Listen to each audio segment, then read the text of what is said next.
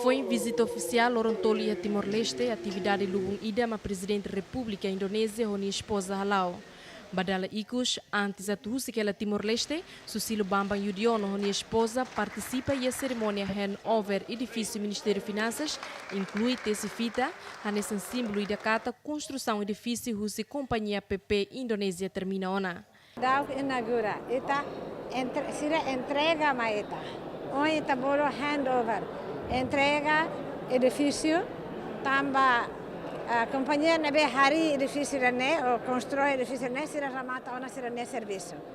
Então sira entrega ona maeta e depois a companhia da Seruk se tama para halo interior design, né? E deve nessa halo be umulara nenia.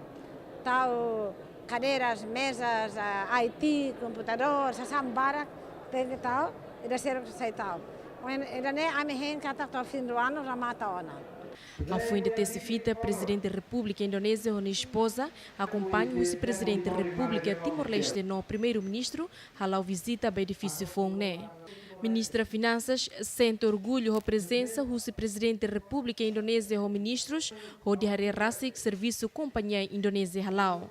Turane entrega maita e tem a oportunidade para retang sirania senhor presidente Indonésia, também a companhia nebe halo hela serviço né companhia Estado Indonésia nenia, lá hoje companhia privada de nia nessa metade Estado, metade privado. Portanto, o Estado Indonésia mostra nesse interesse ira, né?